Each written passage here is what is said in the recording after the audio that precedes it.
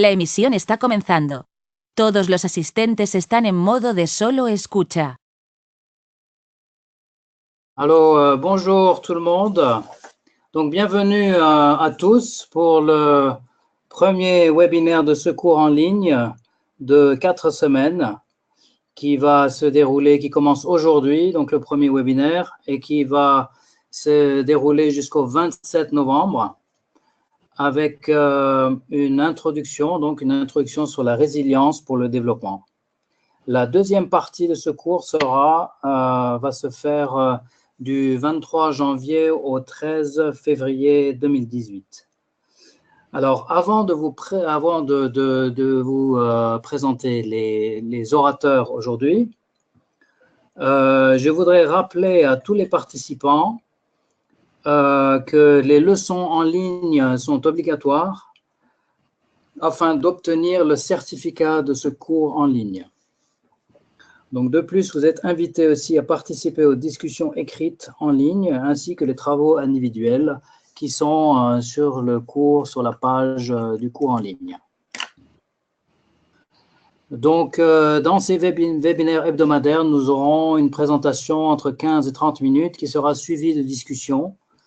Nous encourageons à prendre la parole après les présentations.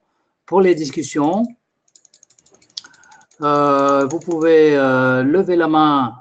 Vous avez un bouton à cet effet. Vous pouvez cliquer au moment où vous demandez la parole. Et je pourrai vous donner la parole en allumant le micro. Parce que votre micro est éteint, vous ne pouvez pas pour l'instant parler à part les présentateurs. Voilà, alors le thème aujourd'hui est comment pouvons-nous bien vivre sans épuiser la planète. Nous aurons une présentation qui va être faite par François Bousquet et Abigail Fallot, dont vous voyez le nom sur l'écran. Alors, François Bousquet est chercheur au CIRAD Green à Montpellier et membre du réseau Résilience Alliance dont il a co-organisé la conférence en 2014 à Montpellier. Depuis 25 ans, François a travaillé sur les relations entre la société et la nature en s'intéressant à la diversité des points de vue. Il a travaillé sur une approche de modélisation appelée la modélisation d'accompagnement et plus récemment sur les questions d'identité et d'attachement au lieu. Nous avons aussi Abigail Fallot qui est chercheuse dans l'équipe Green du CIRAD à Montpellier sur la durabilité des réponses aux défis à long terme de changements tels que les changements climatiques, l'adaptation des populations rurales, des mesures d'atténuation dans l'agriculture. Miguel Fallot est économiste d'un institut EHESS de France et LSI du Royaume-Uni. Elle adopte et développe des approches pluri- et transdisciplinaires pour une compréhension partagée à l'échelle locale des possibles trajectoires de développement. Alors, je ne me suis pas présenté moi-même, je suis Laurent Mesbah. Je vais être le facilitateur pour ce cours francophone en ligne pour les 4 semaines. Je vais être donc facilitateur pour les webinaires, mais aussi pour les discussions écrites et les forums de discussion. Nous vous encourageons aussi à poster vos remarques et vos questions également sur le NBSAP Forum, qui est un des organisateurs de ce cours en ligne, ensemble avec le PNUD et d'autres partenaires. Donc, bienvenue François et Abigail, je vous laisse la parole. Merci beaucoup Laurent et merci beaucoup à tous les organisateurs de ce cours en ligne, qui est une superbe opportunité. Donc, on vous remercie de nous avoir invités et nous allons aujourd'hui faire ce webinaire sur le thème de la première semaine qui est comment pouvons-nous bien vivre sans épuiser la planète. Donc, Abigail et moi-même avons regardé les cours, les TED Talks, les différentes choses qui sont dans cette première semaine. Et nous essayons aujourd'hui de vous faire une présentation en complément de ce qu'il y a sur le MOOC. Voilà, donc on ne répétera pas un certain nombre de choses que vous trouverez sur le MOOC. Nous travaillons tous les deux au CIRAD, le Centre international de recherche en agronomie pour le développement. Et nous sommes situés dans le sud de la France, à Montpellier. Voilà, dans une équipe de recherche qui travaille sur les ressources renouvelables et l'environnement.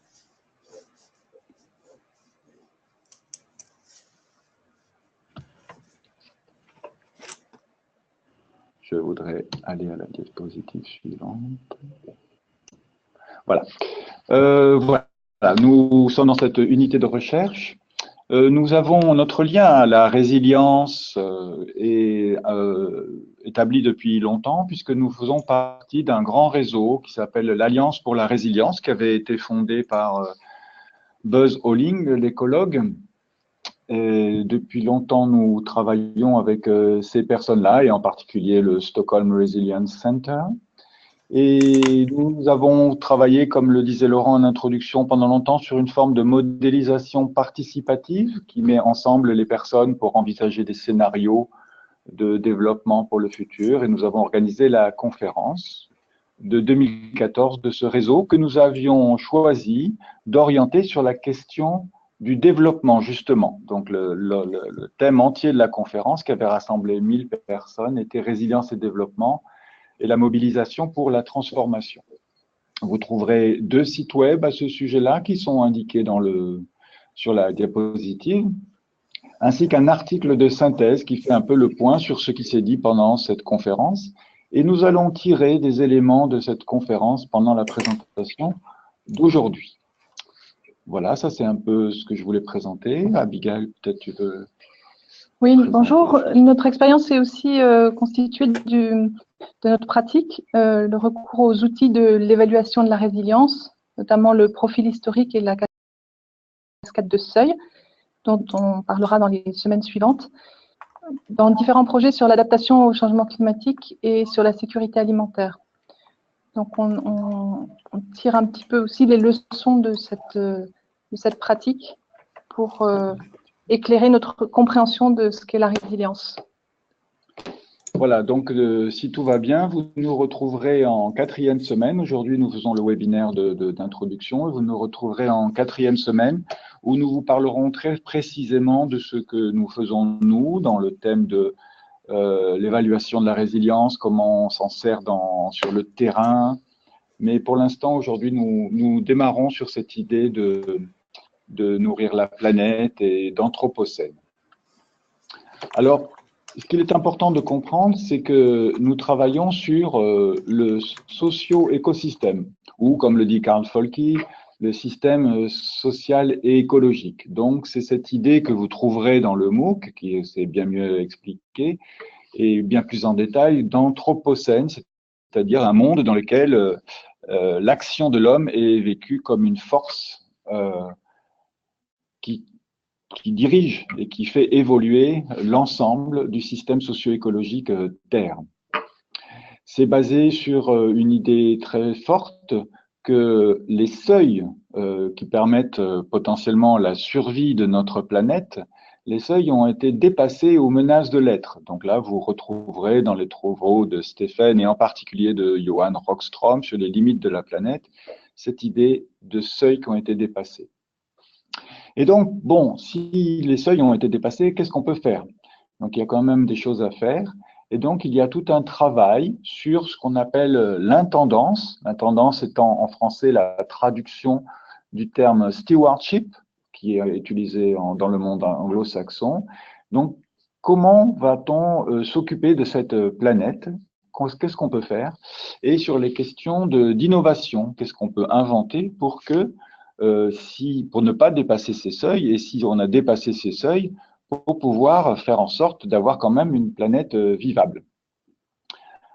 Alors, il s'agit de s'assurer que les seuils ne soient pas franchis, ceux qui peuvent ne pas être franchis, donc de façon précautionneuse, et de s'assurer que les services écosystèmes soient rendus, parce que les systèmes socio-écologiques sont souvent étudiés à travers la notion de service écosystémique, c'est-à-dire que la nature va rendre un certain nombre de services à la société qui permet ainsi de vivre. Et la société elle-même va pouvoir créer ces services. Et l'idée, ça va être donc de favoriser l'innovation.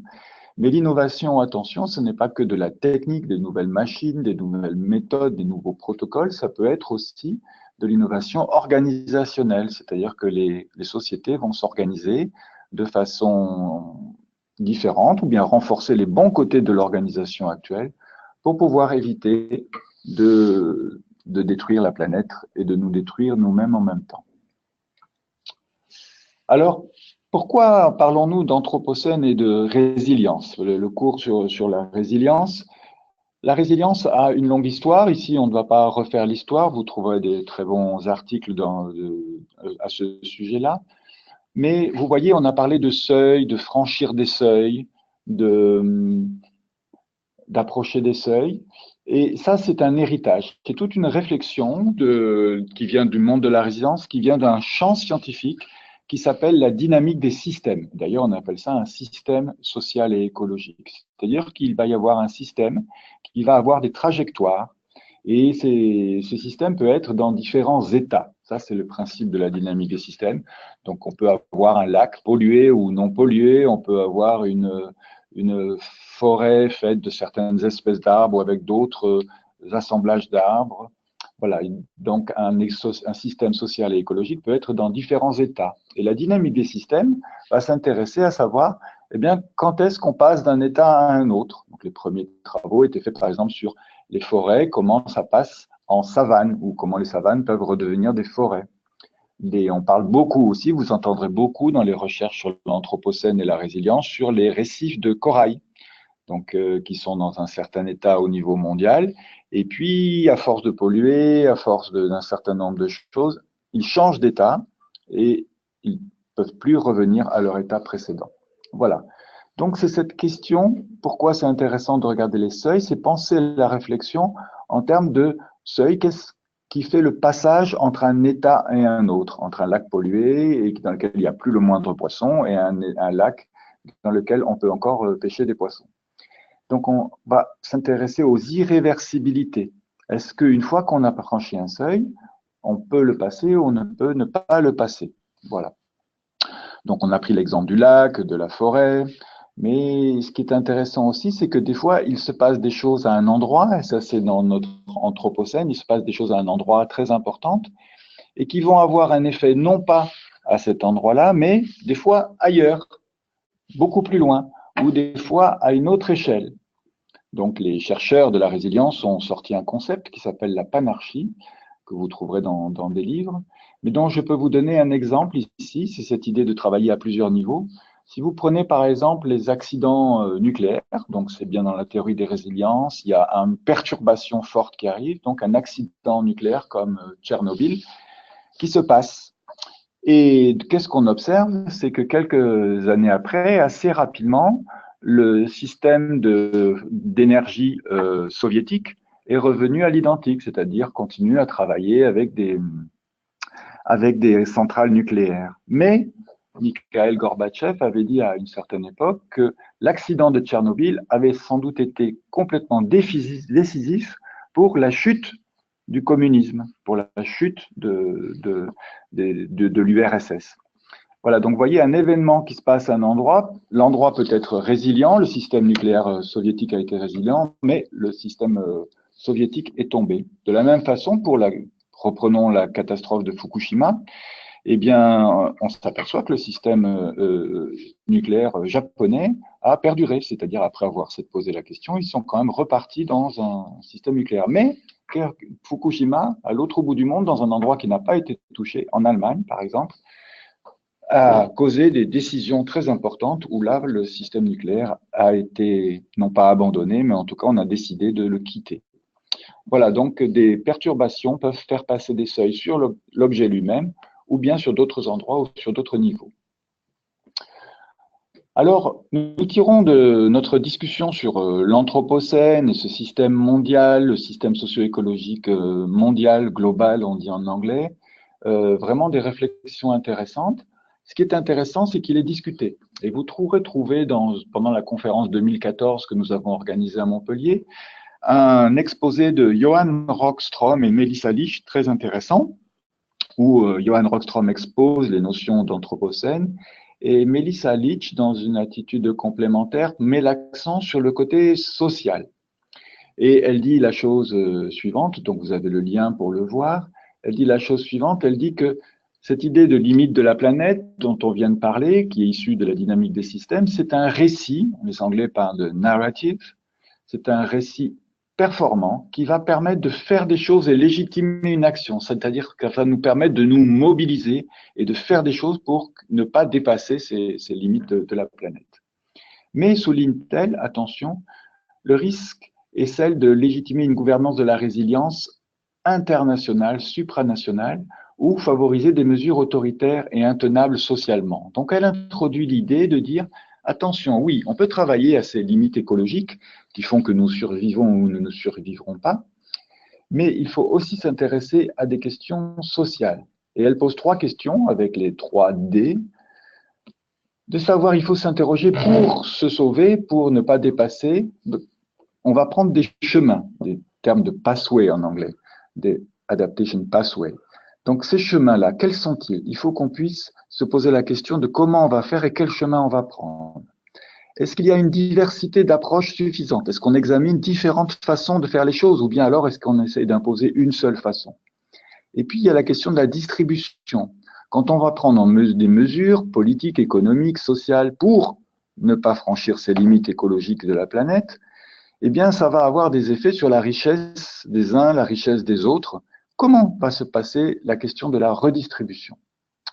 Voilà un peu les questions que pose Melissa Lich en faisant remarquer que on est seulement sur des questions de limites écologiques et que des choses comme la pauvreté, la sécurité alimentaire ne sont pas des limites. Donc vous trouverez par contre chez Kate Raworth, dans un TED Talk qui fait partie de cette semaine, la question de l'économie du beignet, là, Doughnut Economy, cette idée de lier les deux. Et ici, nous allons développer un petit peu ce que Melissa Lich présentait comme question de limite. Donc, vous voyez sur la diapositive ici, en haut à gauche, je vais vous expliquer un petit peu. En haut à gauche, vous avez une image. C'est cette image des trajectoires, parce que l'idée de la résilience, c'est vraiment l'idée des trajectoires et de savoir quelle trajectoire on va prendre pour atteindre des mondes désirables, pour un monde soutenable. Eh bien, la trajectoire qu'on doit prendre, d'après Melissa Lich et Johan Rockström et Kate Raworth, c'est de trouver une trajectoire qui reste entre les limites sociales et les limites écologiques. Il faut éviter les trajectoires en rouge. Vous voyez, par exemple, la trajectoire 4, la trajectoire 5, qui à des moments donnés vont franchir la limite écologique ou la limite sociale. Donc, il faut rester entre ces différentes limites. Mais ceci dit, il peut y avoir plusieurs trajectoires. Il n'y a pas qu'une seule trajectoire possible. Et nous devons donc décider ensemble et nous rassembler pour pouvoir décider à ce sujet-là. Et donc, quelques temps plus tard, et ça c'est le bas de la diapositive, ça c'est la question de ce qu'on appelle la gestion adaptative. Le temps va passer, on a décidé de prendre une trajectoire, et bien quelques temps plus tard, il va falloir se réajuster et se dire, mais le monde a changé un petit peu, les limites ont changé, vous voyez la limite verte a changé, la limite bleue a changé, et bien à nouveau se poser la question, quelle trajectoire on va prendre? Donc c'est ça la gestion adaptative, c'est-à-dire régulièrement se reposer la question de vers où nous voulons aller et comment ont évolué les limites sociales et écologiques. Je vous donne un petit exemple à ce sujet-là, sur un travail que nous avons fait au nord de la Thaïlande, sur un bassin versant, dont vous voyez ici la photo. Vous voyez ici une photo où les terres sont très, très défrichées. Et donc, il y a des problèmes d'érosion. Donc, c'était une question qui nous avait été posée sur la dégradation des sols, avec des questions de changement rapide qui sont un peu les changements qu'on retrouve dans le monde entier, c'est-à-dire des changements de population, des nouvelles façons de faire de l'agriculture où on va s'installer, faire des cultures de rente. L'accès au marché passe du local à l'international. Il y a des questions politiques, de protection de l'environnement, de décentralisation, puisque dans ce pays, la Thaïlande, on donne des décisions à faire localement et des nouvelles institutions. Donc nous, ce qu'on a fait, c'est qu'on a travaillé, et j'essaye d'illustrer ces histoires de trajectoire, Donc, on a fait des ateliers de cartographie participative, on a fait des entretiens, on a fait de la modélisation, des simulations, des scénarios. Voilà, et donc sur ce terrain, donc un premier ensemble d'ateliers, à un moment donné, on s'est dit quelle trajectoire on va prendre, et les gens ont dit, nous, on va introduire des arbres, les tailler, et ça va nous permettre d'éviter l'érosion, de défricher chaque année. Mais ça pose la question de l'accès au crédit, parce que tout le monde ne peut pas faire de planter du thé, parce que ça coûte de l'argent, et donc il y a une injustice. Vous voyez, ce problème de distribution. On peut avoir une solution technique écologique et agronomique, mais pas, il faut donc l'accompagner d'une mesure économique. Et donc, l'idée, c'était de travailler sur l'allocation du crédit. Donc, un an plus tard, donc ça, c'est la gestion adaptative, le système de crédit a changé, donc on est parti dans une certaine direction.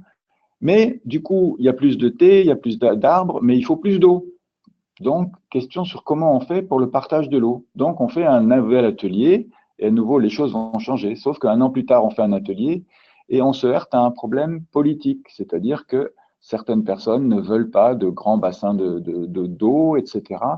Et donc, le système est bloqué. Vous voyez, si on parle en termes de résilience, on a franchi des seuils, on est resté entre les trajectoires économiques, sociales et écologiques. Et à un moment donné, par contre, on a un problème, un blocage. Il y a un seuil qui n'est pas franchi. Voilà comment on peut lire les choses à travers la notion de résilience. L'exemple de la Thaïlande illustre le regard que porte la résilience sur le développement, qui nous paraît caractéristique et vraiment complémentaire à ce qu'on a déjà avec l'économie du développement, par exemple, puisque c'est un regard pluridisciplinaire qui tient compte de processus de différentes natures, qui sont les processus qui sont en jeu et leur portée. Ça peut être écologique, comme on l'a vu, social, économique, mais aussi culturel ou politique. Et avec une approche pluridisciplinaire, on cherche à préciser la portée de ces différents phénomènes et comment ils se relient. C'est une approche qui, plutôt que de mettre l'accent sur la croissance dans les pays en voie de développement, regarde des problématiques de durabilité. Quelle est la durabilité des solutions qu'on propose, des interventions, des mesures qui sont prises. Et dans des contextes où les crises se multiplient et les populations font face à de nouvelles difficultés liées à la raréfaction des ressources ou à des événements climatiques, par exemple.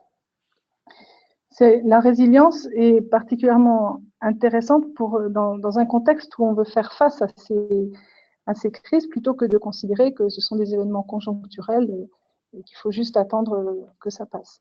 L'idée, c'est qu'en comprenant bien comment on fait face aux crises, les réponses peuvent être plus durables. La résilience, d'ailleurs, est définie comme une capacité à répondre aux perturbations. Ces perturbations peuvent être des chocs, des crises de prix sur les marchés, des événements climatiques, événements extrêmes ou répétition de sécheresse, par exemple, ou de pluies fortes au moment de la floraison d'arbres fruitiers. Ça peut être aussi une perturbation, ça peut être aussi une intervention qui souhaite améliorer la situation, mais qui vient perturber le système en quelque sorte, changer les données.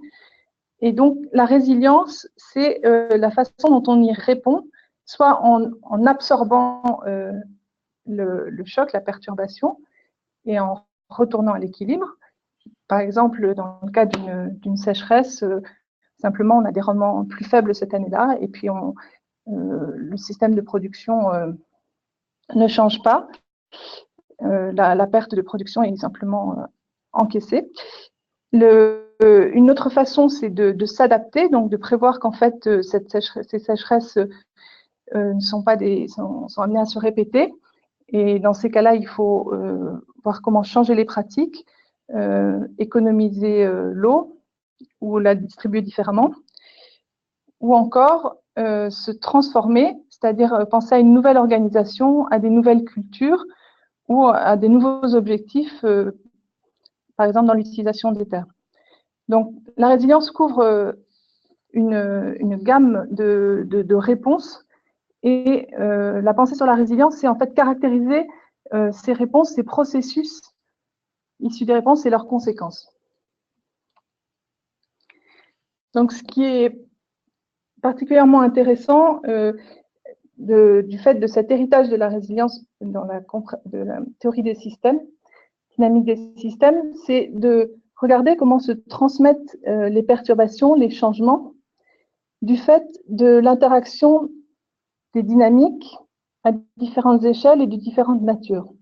À différentes échelles, c'est par exemple voir comment une crise, disons, sur le prix du café à l'échelle nationale va engendrer des réponses individuelles, des réorganisations au niveau plus individuel, local, d'entreprise ou de producteurs de café, et par effet d'agrégation sur un territoire, faire évoluer ce territoire, soit en renforçant son identité de producteur de café, puisqu'il aura réussi à se préserver un marché de niche, de café de haute qualité, ou au contraire, à transformer en fait ce territoire vers d'autres cultures, puisqu'il aura plutôt préféré abandonner la production de café pour des productions plus rentables.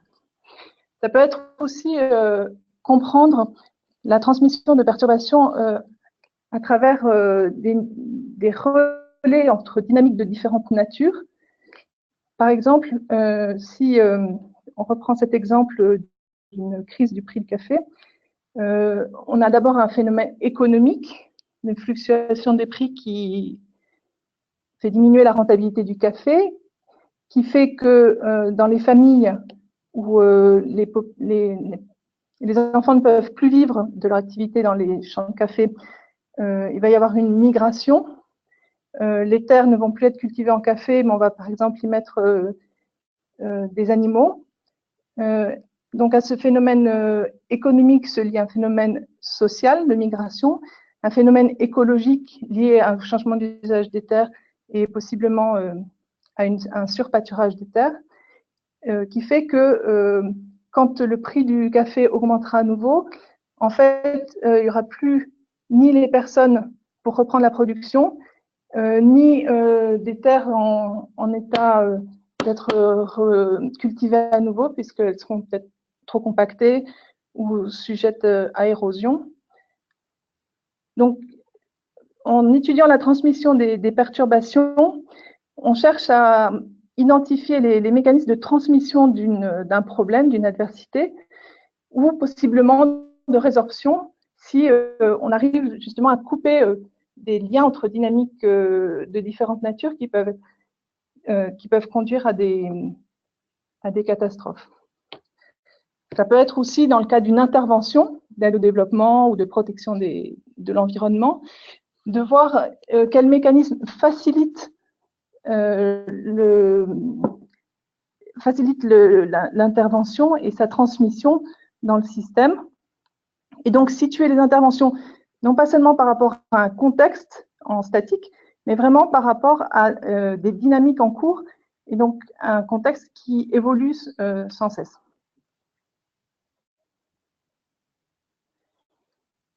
Cette pensée de la résilience éclaire donc la création d'irréversibilité dans les changements, du fait du passage de relais entre processus de différentes natures qui compromettent les retours à l'équilibre. Si, en tant qu'économiste, on s'intéresse simplement aux fluctuations de prix, par exemple, on va raisonner en pensant crise, réduction de la production, donc augmentation des prix à terme, puisque l'offre aura diminué, et donc si la demande perdure, le prix va augmenter à nouveau. Et donc on peut penser que on revient à l'état initial. En écologie, pareil, si on regarde des terres dégradées et la façon dont finalement on les laisse se régénérer avec des jachères, on peut penser que suite à un problème de dégradation, il y a des phénomènes de rééquilibrage qui permettent le retour à l'état initial, à un état cultivable, du fait d'une restauration.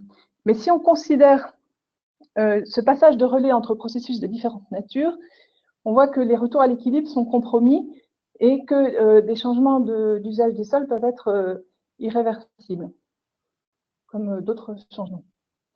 Donc, avec la pensée de la résilience sur le développement, on est amené à penser au seuil, aux trajectoires qui peuvent être envisagées après les seuils. Qu'est-ce qui est souhaitable, qu'est-ce qui ne l'est pas? C'est une question plus d'interprétation que d'experts en tant que tels. Et quelles nouvelles perturbations risquent d'arriver? À quelles incertitudes sont soumises nos analyses? On a une vision donc non linéaire du développement, une vision interprétative qui met en évidence le besoin de suivi et d'adaptation. Voilà, donc on arrive bientôt à la fin de notre présentation avant la discussion avec vous. Donc, ce qu'on avait observé lors de la conférence et ce sur quoi on a travaillé sur la question de la résilience et du développement, il y avait de moins en moins, parce qu'elles se rejoignent, deux trajectoires, deux communautés différentes. Il y a la résilience des gens qui travaillent sur les systèmes socio-écologiques. C'est le cours que vous suivez, c'est le groupe des gens avec lesquels vous êtes, issus du Stockholm Resilience Center, de l'Alliance pour la résilience. On met l'accent sur les processus, les mécanismes, les seuils, les bifurcations, les irréversibilités. Et il y a aussi des gens qui travaillent dans le monde du développement et qui, eux, se sont intéressés à peu près au début des années 2000 à la question de la résilience, et ils mettent plus l'accent sur la résilience, non pas comme un processus, mais sur une qualité, à savoir, est-ce qu'un ménage est résilient? Est-ce que un village est résilient? Et ils font ça pourquoi? C'est parce que ce qui les intéresse, c'est qu'ils travaillaient auparavant sur la notion de vulnérabilité. C'est comment quelque chose, un objet, est vulnérable à un choc. Et en fait, ce qui s'est passé, c'est qu'ils se sont aperçus qu'en fait, il n'y a pas un choc, il y a de multiples chocs. Et il y avait une grande prise de conscience, au Sahel en particulier, où en fait, il y a eu plusieurs crises, plusieurs sécheresses, crises, etc., des grosses crises, et puis les ménages étaient résistants, ils arrivaient à résister, ils résistaient. Et puis un jour, il y a eu une sécheresse moins importante que les autres, mais les gens n'avaient plus du tout de capacité de résister, d'être résilients dans leurs mots, et ils se sont effondrés. Donc ils ont vu qu'il fallait travailler sur les trajectoires, et non pas sur un simple réaction à un choc donné. Ça les a intéressés de se tourner vers la résilience. Et la deuxième, c'était aussi une vision politique, parce qu'il s'agissait de réconcilier l'humanitaire et le développement. Donc, qui sont deux mondes qui ne travaillent pas forcément très bien ensemble. Et en gros, pour faire simple, c'était l'idée que l'humanitaire, les gens qui travaillent dans l'humanitaire ne voulaient pas toujours retourner au même endroit, parce que les gens toujours avaient retombé, les gens les plus vulnérables, il fallait toujours les secourir. Et l'idée, c'était d'inciter les gens du développement à travailler sur ces plus vulnérables et de travailler ensemble avec les humanitaires. Donc, c'était aussi un concept qu'on appelle un boundary object en anglais, ou un objet intermédiaire en français, pour faire en sorte que des gens travaillent ensemble. Pour l'objectif étant de promouvoir des trajectoires positives du bien-être des plus vulnérables. Donc voilà, c'est deux mondes quand même qui intellectuellement avancent ensemble, mais qui n'ont pas réellement exactement les mêmes origines. Donc voilà, lors de la conférence, par exemple, sur la question de la sécurité alimentaire, les gens qui travaillaient sur la résilience des systèmes socio-écologiques, donc les gens qui sont ici dans ce MOOC, on va parler d'apprentissage social, de résilience des communautés, de services écosystémiques, de dynamique en interaction. Tandis que de l'autre côté, dans les autres groupes, on se posera la question de la capacité, vous voyez, l'idée de la résilience, c'est la capacité des ménages à répondre à des chocs à travers leurs assets en anglais, à travers leurs dotations, leurs accès aux services. Voilà. Et comment les chocs vont affecter cette capacité à réagir. Donc, voilà. Deux mondes qui petit à petit évoluent ensemble, mais qui n'ont pas exactement la même vision. Donc pour finir, voilà, donc sur la présentation d'aujourd'hui, qui était un petit peu sur comment vivre sur cette planète, dans cet anthropocène, et en quoi la résilience nous permet de travailler et de réfléchir à ça. Donc ça nous permet de travailler et de réfléchir à ça parce qu'il s'agit d'étudier les limites et les problèmes à travers l'analyse des processus, leur interaction, les seuils que l'on passe ou qu'on ne passe pas, les différents états et cette histoire de trajectoire. Et comment faire pour ça? Eh bien, la moyenne, dont on n'a pas beaucoup parlé ici, mais dont on parlera plus dans les cours suivants sur l'évaluation de la résilience, etc., c'est considérer une gestion adaptative qui permet de envisager ces trajectoires, regarder où sont les seuils, pour voir où est-ce qu'on veut aller, et réviser ces trajectoires avec le temps parce que les choses changent et qu'on ne peut pas prédire le futur, mais on peut réviser les trajectoires régulièrement et rediscuter ensemble des équilibres entre dimensions écologiques et sociales et d'envisager les différents moyens d'y arriver. Voilà, et donc c'est un peu l'ouverture vers les cours des semaines suivantes qui va être donc de s'impliquer dans à la fois l'analyse scientifique, mais aussi dans l'évaluation de façon participative avec les différents parties prenantes.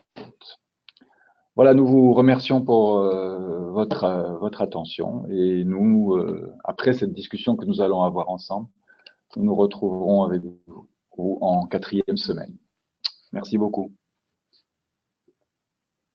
Merci beaucoup, François et Abigail, pour vos présentations qui soulèvent beaucoup de questions et vraiment très intéressantes sur la résilience et puis les seuils, les limites qui sont imposées au développement, aussi bien du point de vue social, environnemental, politique, économique.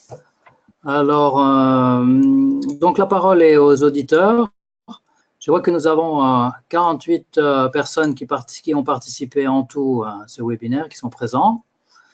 Donc, vous êtes invités à, si vous voulez prendre la parole, levez la main et puis je vous donnerai la parole.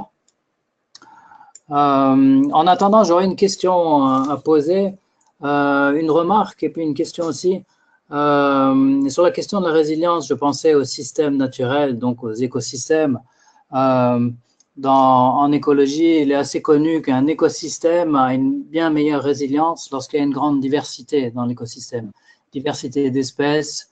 Et la biodiversité elle-même contribue énormément à la résilience, à la capacité du système naturel à s'adapter à des changements et notamment au changement du climat.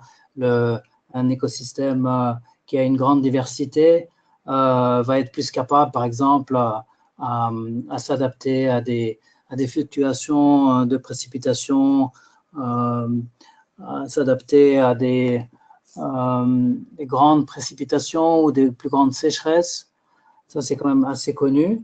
Alors, je me demandais si on peut transposer ça aux sociétés humaines. Est-ce qu'on pourrait aussi dire que des activités au niveau d'un village, est-ce qu'elles sont plus diversifiées, s'il y a une diversité de capacités, est-ce que ça ne contribuerait pas à augmenter la capacité à être résilient d'une communauté, par exemple? Oui, donc merci Laurent de la question. Effectivement, c'est une idée qui est forte en écologie, qui a été beaucoup travaillée. Elle est aussi, c'est une question qui est aussi qui est issue un peu de cette origine de la dynamique des systèmes, où on sait effectivement que quand il y a de la variabilité dans un système, il peut mieux répondre au choc. Au niveau social, au niveau socio-écologique, la réponse que j'aurais, c'est de travailler sur la diversité institutionnelle. Ce à quoi vous me faites penser, c'est, vous savez, que les gens qui travaillent sur la résilience des systèmes socio-écologiques ont été très liés aux travaux de personnes comme Elinor Ostrom, qui travaillait sur les biens communs et sur la polycentricité. C'est-à-dire qu'ils plaidaient aussi pour une diversité des institutions. Alors, qu'est-ce que c'est qu'une institution? C'est des règles à propos des relations entre les hommes et leur environnement. Et elle plaidait pour la diversité des institutions, qu'il y ait plein de façons de voir les choses, plein de vues, et la diversité des organisations, c'est-à-dire plutôt que d'avoir une grande organisation qui s'occupe des choses, avoir plein d'organisations qui communiquent entre elles, qui peuvent échanger, qui peuvent avoir des points de vue différents, qui se coordonnent, qui s'affrontent. D'accord. Et donc, c'est cette idée aussi qui existe aussi du côté social, en économie institutionnelle, de cette diversité sociale qui permet de faire face, elle aussi, à des chocs, à des perturbations, exogènes ou à des dynamiques endogènes qui peuvent être destructrices. Donc la même idée existe aussi en sciences sociales. Oui, très intéressant. Donc la diversité comme principe aussi qui peut être appliqué, notamment des institutions. Oui, merci beaucoup. Je vois une main levée, donc je vais donner la parole à Monsieur Moustapha Cheibani. Vous m'entendez? Je vous donne la parole, Monsieur Moustapha Cheibani. Oui. Voilà, vous avez la parole. Si vous avez une question ou un commentaire, vous pouvez aussi vous présenter, vous dire d'où vous venez. D'accord, merci beaucoup. C'est Moustapha Cheibani, je suis coordinateur de projet Initiative pour arrêter l'environnement qui dépend du programme des Nations Unies pour l'environnement en Mauritanie. C'est un pays du Sahel qui souffre beaucoup des problèmes c'est évoqué ici. Donc tout d'abord, je remercie bien les conférenciers pour les excellentes interventions. Je me demandais juste comment concilier résilience et développement, dans la mesure où dans la résilience, on travaille toujours de façon urgente, dans l'urgence, dans la plupart des cas, alors que le développement est un travail de longue haleine. Donc c'est quelque chose qu'on planifie, la résilience, il faut intervenir parce qu'il y a un choc, parce qu'il y a ceci, il y a une urgence. Il y a toujours un moyen de concilier les deux. Bon. Quel est le meilleur moyen de concilier donc résilience et développement? Merci beaucoup. Oui, merci pour votre question.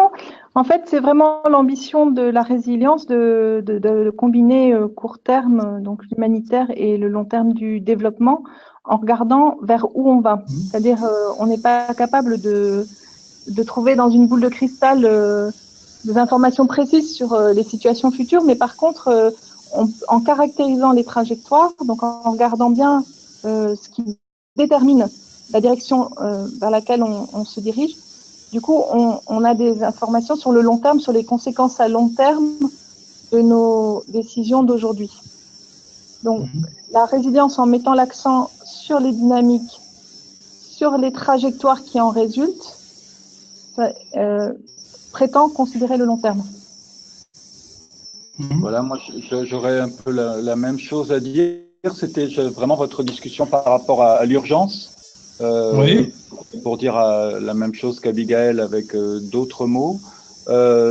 L'idée justement, c'était de potentiellement, je pense, en prenant la résilience, de sortir un peu de l'urgence, qui était un peu le domaine plus de la vulnérabilité, mais c'est de dire comment on va bâtir, on va construire.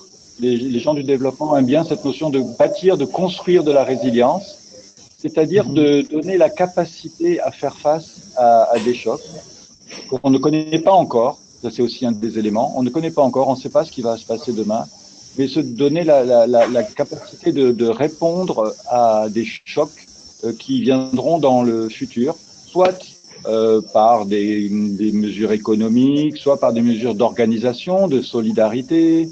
Voilà. Donc, c'est résilience et développement, c'est un peu justement pour faire face à votre question d'urgence en le regardant un peu plus sur le long terme et sur la construction, des moyens d'en sortir. Voilà, c'était l'exemple que j'avais pris sur la Mauritanie qui vous concerne, celui où vous vous rappelez des grandes sécheresses qui ont fait que les gens, au début, arrivaient à répondre en vendant, ils avaient des troupeaux d'animaux. Et dans la première crise, ils vendent et ils résistent. La deuxième crise, ils vendent et ils résistent. Jusqu'à la 10e crise, qui est peut-être un petit peu plus faible, qui n'est pas très forte, qui ne va pas alarmer. Qui anéantit le troupeau, oui. Qui anéantit le troupeau, oui. Qui anéantit le troupeau, oui. Voilà. Et il anéantit les derniers animaux, et puis les gens n'ont même plus d'animaux à vendre pour pouvoir aller survivre. Et donc l'idée, voilà, c'est en fait se dire qu'en fait on peut pas réagir juste à l'urgence de la dernière crise. Il fallait avoir construit. Il aurait fallu construire, et il faut construire pour le futur les éléments pour la résilience long terme et générale. Voilà. Non, c'est très clair. Merci beaucoup. Merci beaucoup. Merci. Et je voulais juste compléter là-dessus parce qu'on a aussi, on peut aussi critiquer parce que il y a des gens qui critiquent la résilience à ce sujet-là et qui disent attention, il ne faut pas juste donner aux gens les moyens de juste avoir la tête hors de l'eau. Vous savez, il y a des gens qui critiquent le concept de la résilience en disant tout à fait. La résilience, ça veut dire il suffit de leur donner les moyens de survivre, et comme ça, ils ne vont pas nous embêter quand il y a des crises, quoi. On va être tranquille. Bon, j'exagère un peu, mais ça peut être l'idée de la résilience. C'est pour ça qu'il faut vraiment que nous parlons de cette idée de faire une résilience à long terme, discuter, pour qu'il y ait des trajectoires de développement. C'est pas juste survivre. La résilience, c'est pas juste survivre. C'est aussi des trajectoires de développement et pour avancer, pas seulement survivre. Voilà. Tout à fait, tout à fait. Merci beaucoup.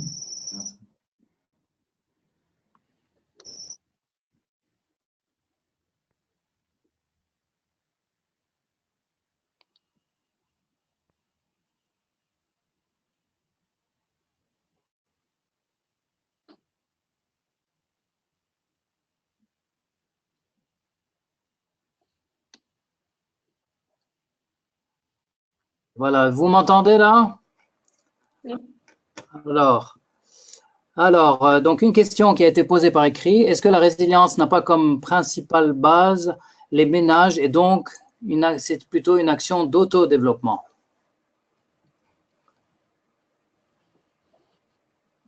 Bon, là, on peut, voilà, ça c'est vraiment une très bonne question.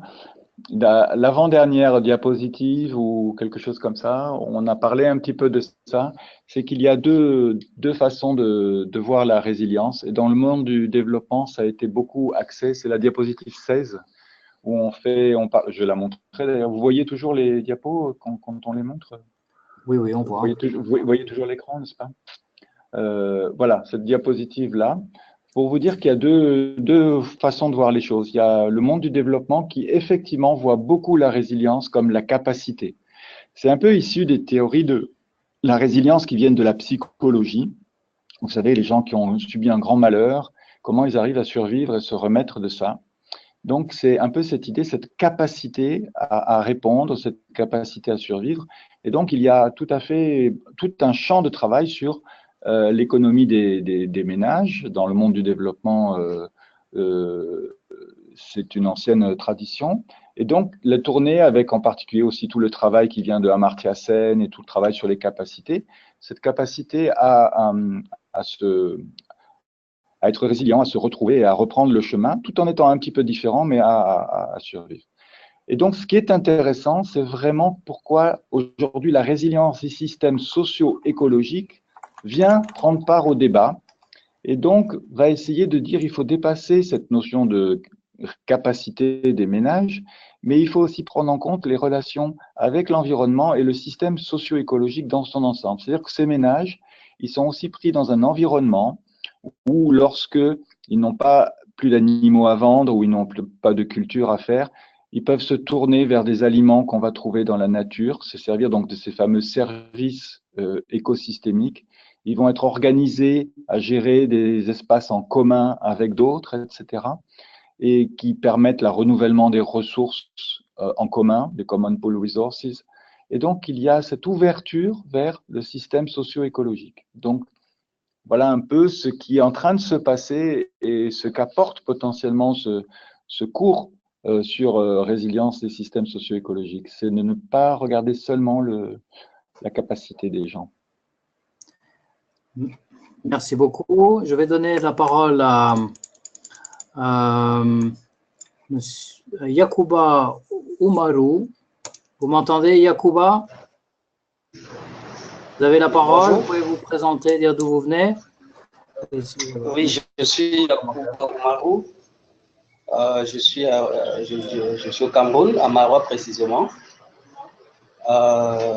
Et je suis,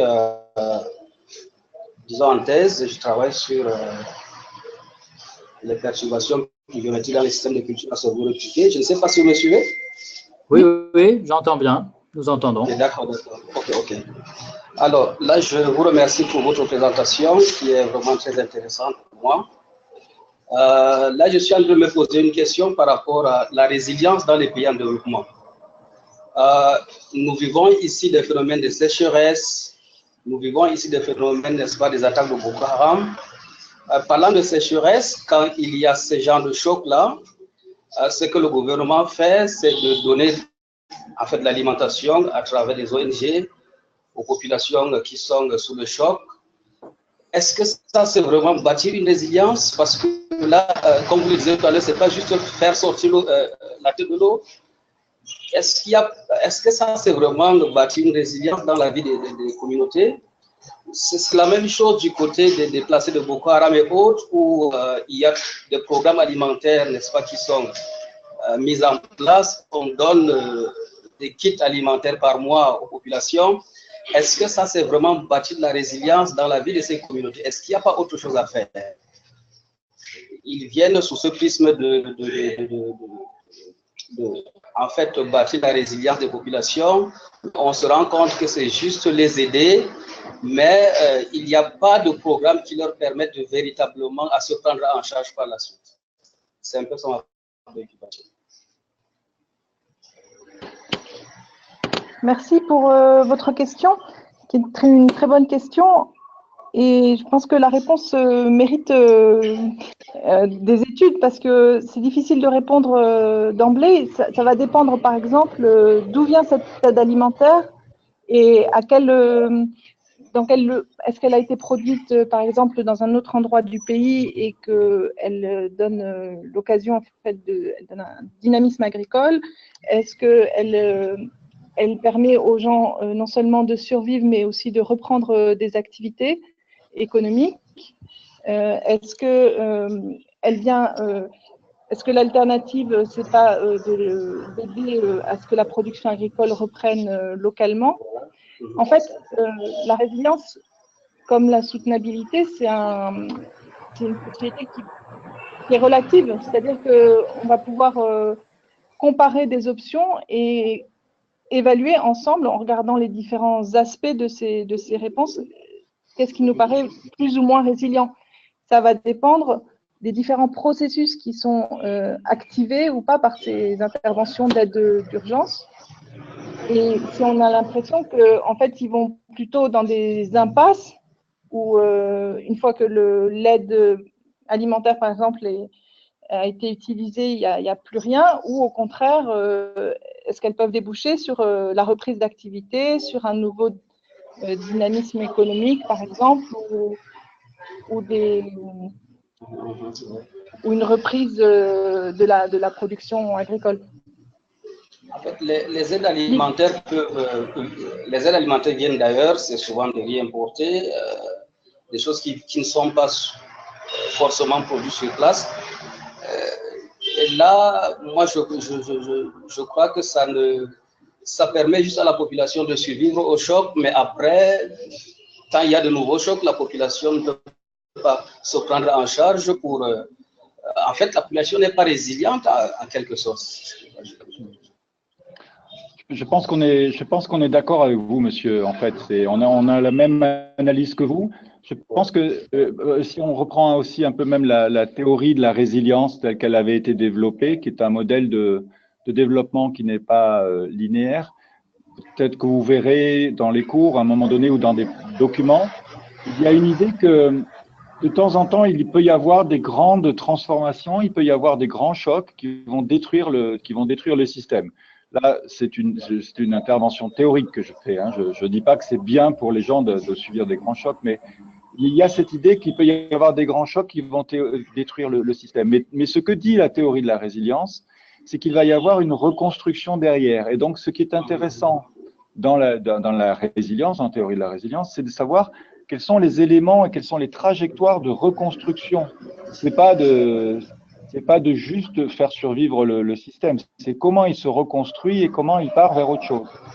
Donc pour moi, des interventions qui viseraient à la résilience, ce seraient des interventions qui viseraient à la reconstruction. Où est-ce qu'on va aller, les nouvelles trajectoires après la catastrophe, mais pas seulement de faire survivre les gens après la catastrophe. Et c'est justement pour ça que les gens qui travaillent dans l'humanitaire ont commencé à travailler avec les gens du développement pour dire mais on va pas à chaque fois intervenir par des mesures, comme vous dites, de nourrir juste les gens après la catastrophe. Il faut bâtir des trajectoires de reconstruction. Donc en fait, on est d'accord avec vous. Tout ça pour dire qu'on est bien d'accord avec vous. Merci beaucoup. Merci beaucoup. Merci bien pour cette discussion intéressante. Juste pour Voici un commentaire là sur cette question.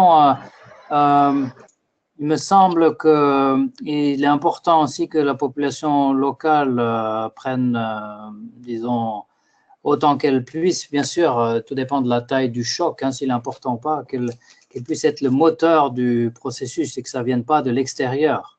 Ça, c'est une question générale de développement. Qu'est-ce que vous en pensez? Tout à fait, oui.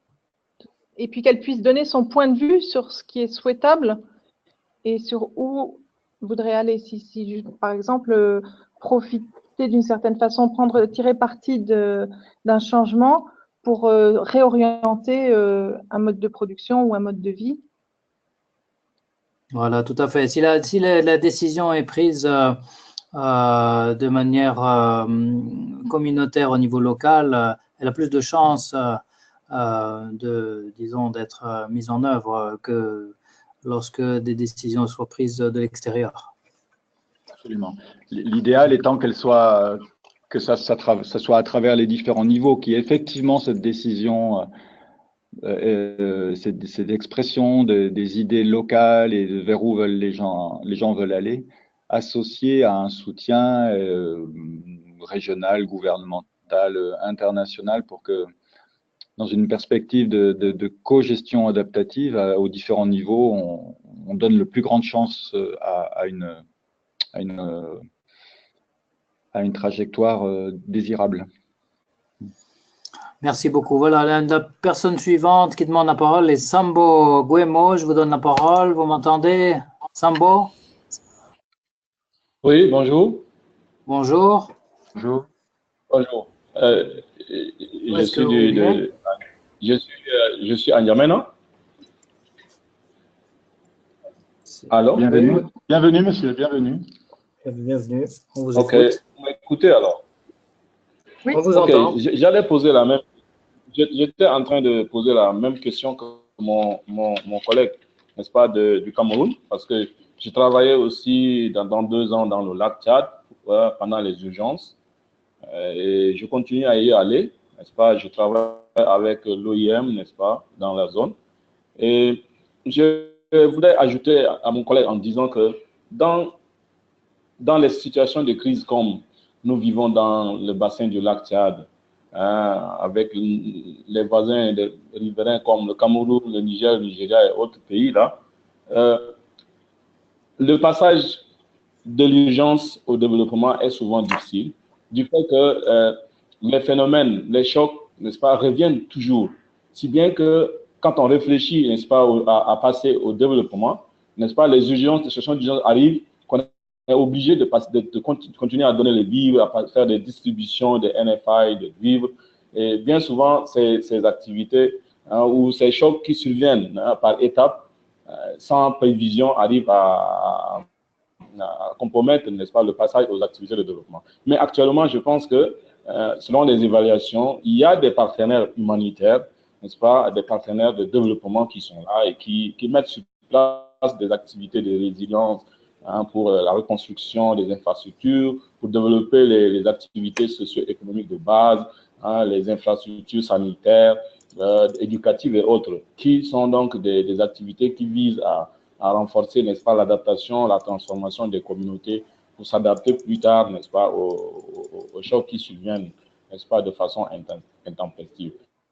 Ce n'est pas facile parce que l'insécurité va grandissante et la dégradation, n'est-ce pas, les changements climatiques autour du lac Tchad aussi allant grandissant, ça fait que les deux effets ne permettent pas un développement durable, n'est-ce pas, des activités de résilience que les partenaires construisent sur le terrain. Donc, c'est juste un complément que je voudrais ajouter aux réponses.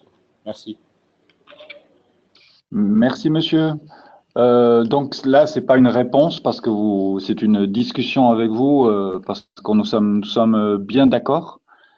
Donc, pour discuter avec vous, moi, je voudrais apporter deux témoignages. Un premier élément qui est de dire effectivement, vous voyez, quand on parle de système socio-écologique, tout à l'heure, on disait, mais c'est la capacité des ménages. Mais là, vous venez de donner un excellent exemple pour dire que la résilience, elle se bâtira pas seulement dans la capacité des ménages, elle va se bâtir au niveau de l'écologie de ce lac Tchad, pourvoyeur de ressources, avec les questions hydrologiques. Elle va se bâtir dans les relations. J'ai un problème là de... Vous m'entendez mal? Le son ne me parvient pas bien. Vous n'avez pas entendu Allô? Est-ce que moi j'entends très bien. Alors, vous n'entendez pas bien?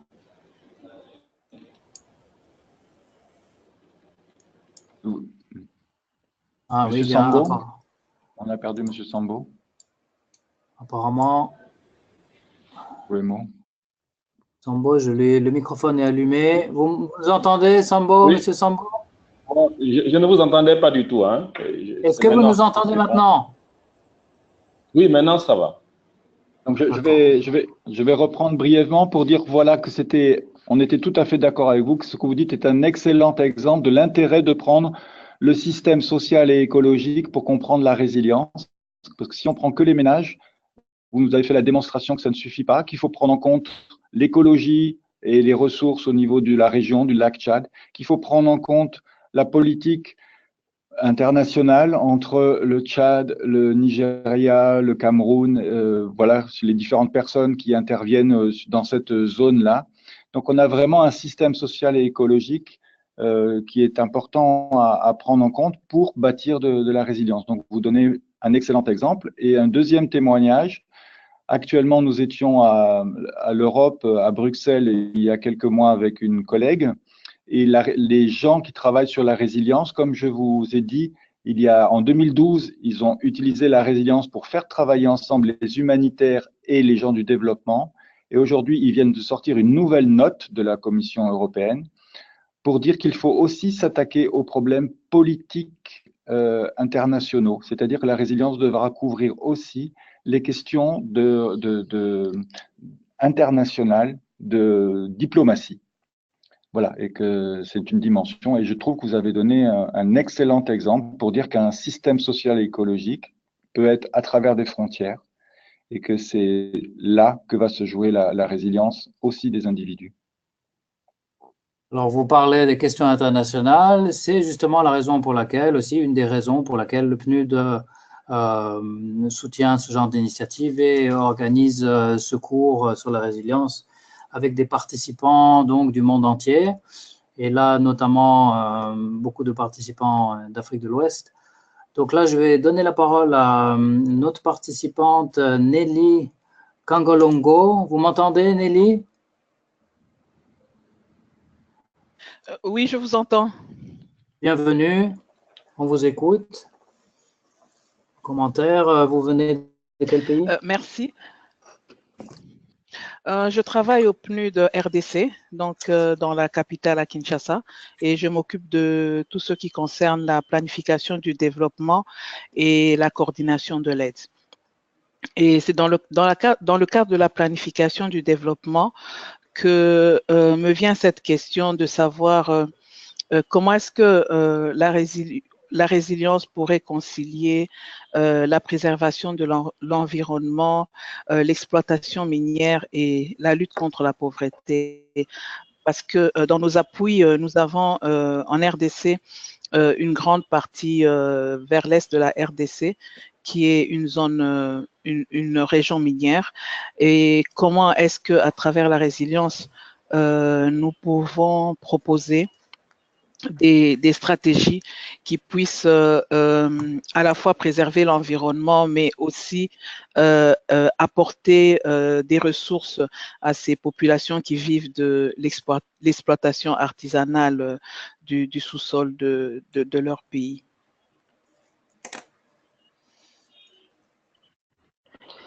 Merci pour votre question. Je pense que dans des cas comme ça où on voit à la fois des questions de gestion des ressources, d'exploitation minière et de pauvreté, on a intérêt à comprendre comment sont reliées ces questions, à mieux caractériser, si possible quantifier l'apport de l'exploitation minière aux revenus des ménages, la façon dont le minerai est exploité intensivement ou jusqu'à quand il va pouvoir être exploité, quels sont les impacts sur l'environnement et donc comment évoluent les conditions environnementales sur ces lieux d'exploitation. Et donc, c'est regarder quels sont les différents processus en cours au niveau écologique, au niveau économique, au niveau social, et comment ils se relient. D'abord, comprendre comment les populations locales voient ces liens entre les différentes activités, et puis ensuite chercher à préciser, à quantifier pour comprendre en fait vers où on va et qu'est-ce qui pourrait être modifié, qu'est-ce qui pourrait être réorienté pour que ce soit plus durable. Vous verrez, Madame Nelly, vous verrez aussi, bon, c'est difficile, vous verrez avec la suite du cours. Ce qui serait intéressant, Nelly, c'est qu'on reparle de ça dans 4 semaines pour voir si vous avez avancé sur cette question, parce que comme vient de le dire Abigail, il y a des questions d'évaluation là qui sont importantes, des différents services, des différentes choses, et une façon de les prendre en compte dans la décision. Donc c'est intéressant d'en reparler dans un mois pour voir. C'est-à-dire caractériser les ressources qui sont utilisées sur le territoire, les flux de ces ressources, et du coup mieux comprendre comment s'enchaînent en fait les différents processus. C'est vraiment le cœur du sujet des prochaines sessions. D'accord, donc le message est bien passé, je pense. À voir pour les semaines à venir. Je vais passer la parole à Modou Fall. Il va falloir bientôt qu'on termine les discussions. Vous avez la parole, Modou Fall. Vous m'entendez? Non? Bon, alors on va voir quelqu'un d'autre. Guy Berlin Bouchouang, vous m'entendez, Guy? Vous avez la parole.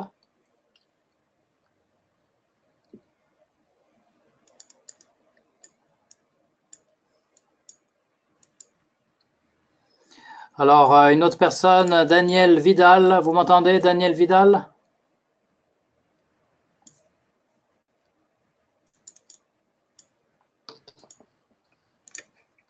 Daniel Vidal, est-ce que vous m'entendez? Bon, je vais passer à une autre personne. Christine Calixte, vous m'entendez? Oui, je vous entends très bien. Voilà, vous avez la parole. Merci beaucoup. Merci à toute l'équipe. Merci à tous et à toutes pour cette présentation. En fait, là, moi, ma question, en fait, je suis de Haïti. La résilience et le développement, ça nous concerne très, très bien avec les passages des phénomènes extrêmes. Mais je suis actuellement à Québec comme volontaire avec l'OIF, l'Organisation internationale de la francophonie, mais c'est avec l'organe subsidiaire, l'IFDD, l'Institut de la francophonie pour le développement durable. Dans le programme de négociation environnement, et on travaille surtout sur les 3 conventions de Rio, le climat, la désertification et la biodiversité. D'accord. Vous m'entendez? Oui, je vous entends bien. Ok, en fait, ma question, moi, c'est beaucoup plus comment est-ce que on pourrait, d'ailleurs, je vais me baser sur l'empreinte écologique. Nous sommes tous d'accord, la question du plafond environnemental, on l'a atteint, on dépasse ça, et le plancher social, vraiment, c'est les 2 extrêmes. Le graphe que le monsieur François a présenté tout au début, comment rester au juste milieu. Mais maintenant, la tendance aussi, c'est de voir comment est-ce que on peut, c'est pas seulement se focus sur les pays en transition et les pays du Sud. Si on se base sur l'empreinte écologique, on va pas acculer personne, mais plus de mal à l'humanité. On pourrait le dire que c'est pas le Nord, mais les gens qui sont développés, entre guillemets, qui l'ont causé.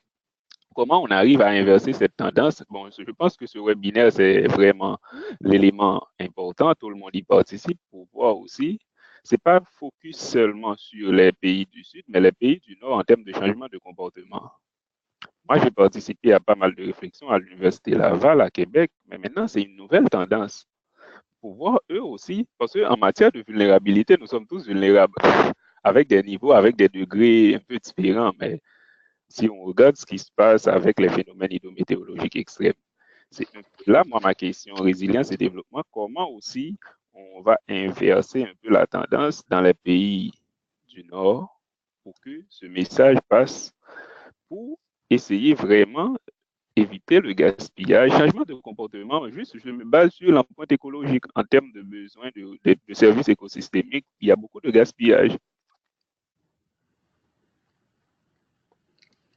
Oui, merci pour votre commentaire intéressant. Merci, monsieur.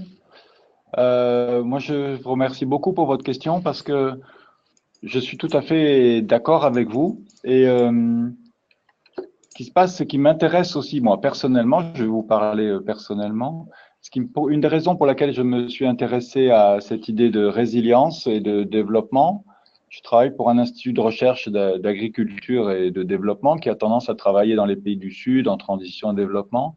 Et j'ai toujours été un peu gêné par cette attitude, je ne devrais pas le dire, ça va être sur YouTube, mais de cette attitude du nord vers le sud. Et ce qui m'a plu avec cette idée de résilience et développement et de système socio-écologique, c'est qu'en fait, c'est complètement transnational. C'est effectivement, comme vous le dites, c'est des questions qui se posent de la même façon. Et d'ailleurs, je travaille, là je vous ai présenté un exemple en Thaïlande, mais je travaille ici dans le Languedoc-Roussillon, dans la région autour de ma ville Montpellier, et c'est exactement la même chose. Donc c'est un élément qui est important pour moi. Et pour vous dire aussi que ce cours sur résilience et développement, il n'avait pas pour intention de travailler sur les pays, ce qu'on appelait autrefois en voie de développement. C'était des principes généraux au niveau de l'anthropocène, au niveau des différents contextes. Il s'avère, c'est intéressant qu'il y a beaucoup de personnes d'Afrique sahélienne, d'Afrique du centre qui sont là aujourd'hui, mais ce n'est pas un cours destiné aux pays en voie de développement. D'accord, je disais peut-être un commentaire là-dessus, c'est aussi, enfin, on est quand même obligé d'accepter que les populations les plus vulnérables sont les plus pauvres. Et donc, dans les pays les plus pauvres, il y aura plus de vulnérabilité par rapport à des changements, il y a un rapport avec le niveau de pauvreté et de richesse des populations, bien sûr. Et c'est vrai aussi que si on veut, puisqu'aujourd'hui l'accent est mis sur l'anthropocène et si on veut effectivement avoir cet objectif que les plus pauvres, les plus vulnérables s'en sortent, mais c'est vrai que des fois les actions sont à prendre bien loin de là et les responsabilités sont bien loin de là et sont, comme disait monsieur dont j'ai oublié le nom de Haïti, elles sont dans nos pays à nous.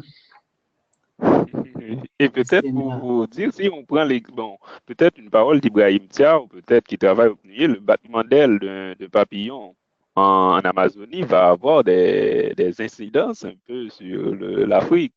C'est juste pour dire, vraiment, il faut essayer de voir un peu plus la question de la transversalité, tout ça, un peu comment. C'est pas de focus seulement sur les pays du Sud, il y a du travail à faire aussi au Nord. Voilà, la question que vous soulevez, Christine, vous dites en fait, c'est la question que nous avons évoquée juste avant, que en fait c'est un problème global, c'est pas un problème uniquement local, c'est un problème global, comme est la question du changement du climat, qui est un problème global, et les responsabilités sont collectives, et il y a une nécessité d'avoir cette conscience globale de manière à pouvoir être plus sensibilisé. La question de la résilience, peut-être, n'est pas uniquement locale, mais elle est vraiment globale. Et si elle est perçue de manière globale, peut-être que l'intervention se fait de manière différente, tout en tenant compte des besoins locaux et que les communautés locales prennent part aussi au processus, ce qui rend les choses plus complexes, bien sûr. Merci. Merci beaucoup. Alors, il nous reste en tout maximum 10 minutes et il y a encore des mains levées et puis il y a aussi des questions qui ont été posées par écrit. Alors, je vais lire quelques questions qui étaient posées par écrit. Et peut-être voir si Abdaïem, qui voulait prendre la parole, est disponible maintenant. Avant cela, Abdaïem Mayoua.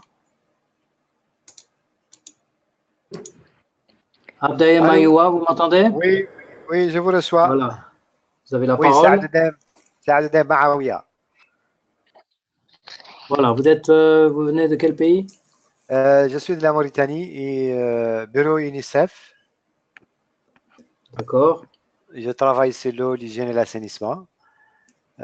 Cette question de résilience est très importante. Je ne vais pas revenir sur tout ce qui a été dit dans la présentation.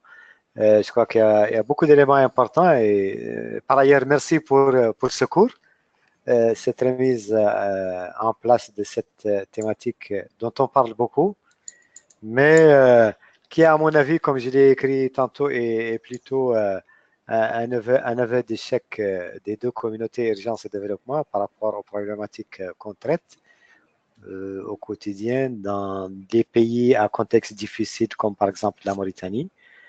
C'est quelque chose qui surgit, sur lequel tout le monde est en train de parler, de discuter et de mettre en place des choses. Mais j'avoue que, comme ça a été dit dans la présentation, chacun le prend de son côté. Je crois que l'explication qui a été donnée sur les trajectoires, résume bien le concept. Mais la question que je pose par rapport à cette problématique, c'est est-ce que d'abord, il n'y a pas un travail à faire au niveau des comportements, de faire un shift au niveau de tous ceux qui sont en train de travailler, en premier lieu le gouvernement, sur les manières d'appréhender les problématiques de développement et d'urgence. Et derrière tout cela, et ça a été dit, il y a un problème aussi politique, dans la mesure où ce sont surtout des questions, des décisions de développement tout au long de ces années qui font que les populations, malgré tous les chocs, sont dans ces situations, malgré beaucoup de richesses, malgré beaucoup de programmes financiers, etc., elles continuent toujours à subir des chocs et à les subir, alors qu'il y a des problèmes structurels qui devaient être pris en compte depuis le début, ou qui ont été pris en compte, ou qui ont été mal solutionnés ou mal répondus, qui continuent à mettre les populations dans ces situations. Et cela m'amène à un troisième aspect qui est lié un peu à lien entre, et ça je pose la question au présentateur, entre la résilience et la redevabilité. Parce que finalement, on se rend compte que ces populations, elles continuent toujours à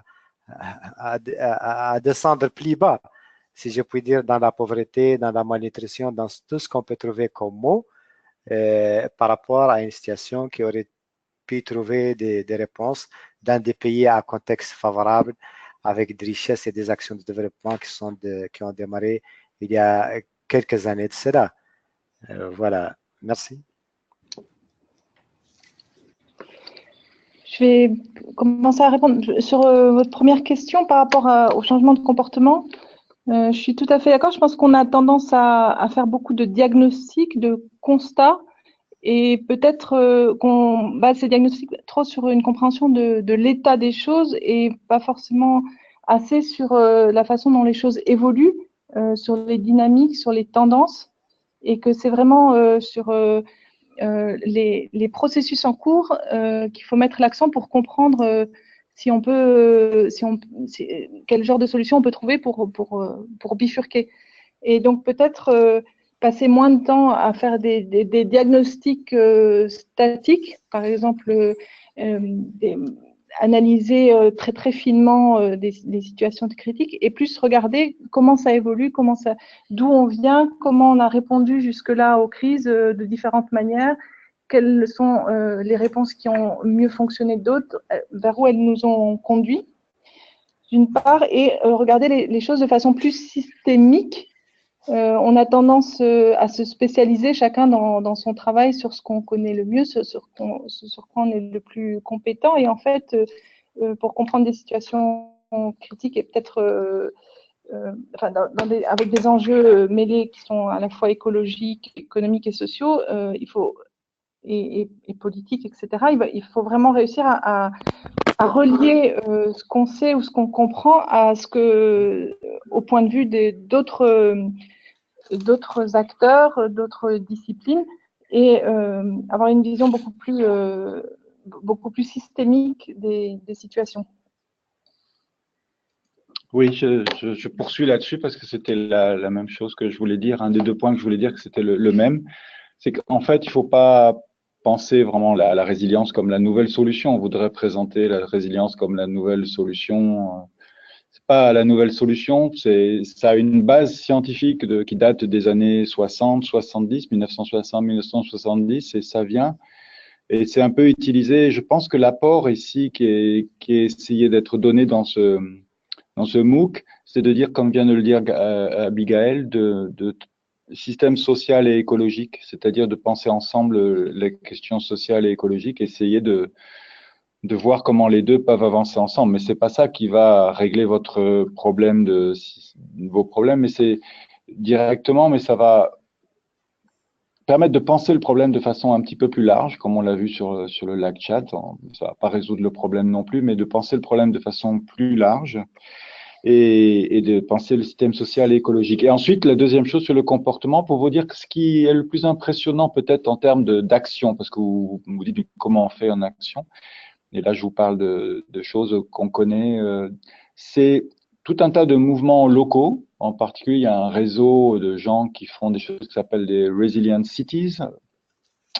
Il y a toutes les villes qui commencent à prendre, c'est intéressant, à prendre le pouvoir, les grandes métropoles qui disent, nous, on est dans des systèmes socio-écologiques pour nous nourrir, pour de pollution, etc., etc. Et ces grandes villes dans le monde entier commencent un peu à prendre le pouvoir. Les gens prennent le pouvoir en disant, bon, écoutez, au niveau politique, on s'en sort pas, comme vous avez dit, au niveau politique national, etc.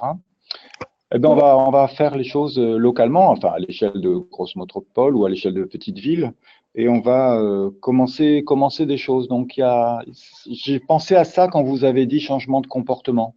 C'est à la fois une lutte politique et à la fois aussi des dynamiques locales où les gens commencent à dire bon ben, on va prendre en charge les choses.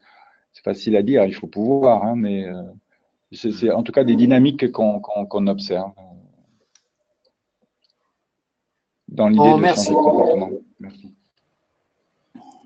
Merci beaucoup pour votre commentaire, le dernier commentaire, François. Je pense que ça va être une belle conclusion pour les discussions d'aujourd'hui, que en fait, une action au niveau local est aussi importante que des actions à d'autres niveaux. Et si le gouvernement n'est pas apte à faire changer les choses, le travail peut se faire aussi au niveau local, au niveau individuel.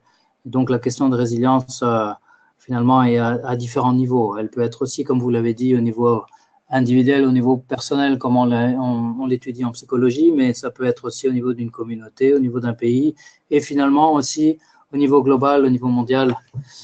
Il nous reste juste 1 ou 2 minutes. Si vous voulez rajouter, je demande aux présentateurs si vous avez encore 1 ou 2 mots à dire avant que nous clôturons.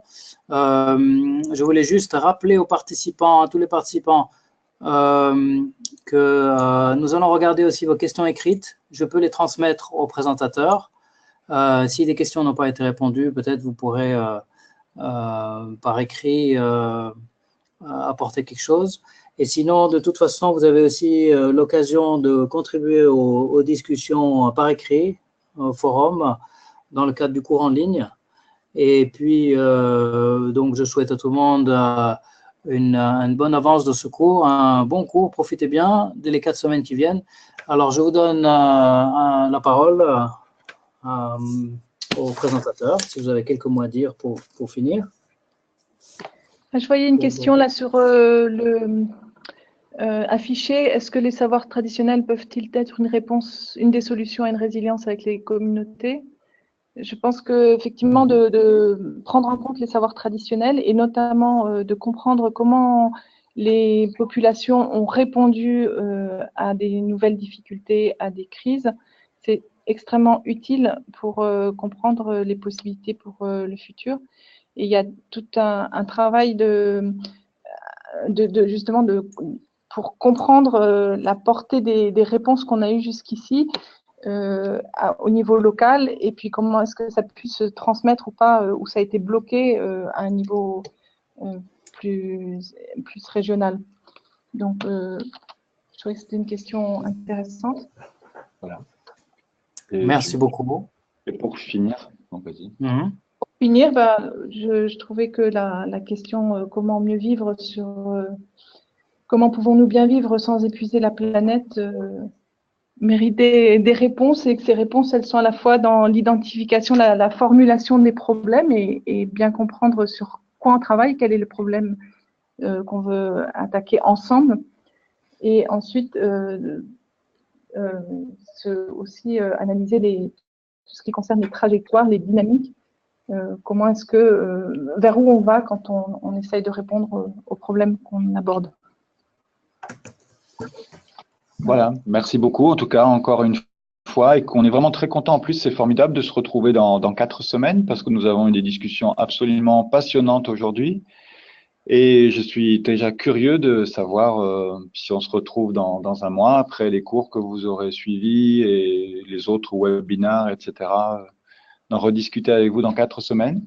On a mis ici en dernière diapositive quelques références en français que vous pourrez trouver. Et on est, Abigail et moi, je crois qu'il y a nos mails quelque part. Hein, on est tout à fait, ce sera avec plaisir qu'on vous répondra si vous avez des questions.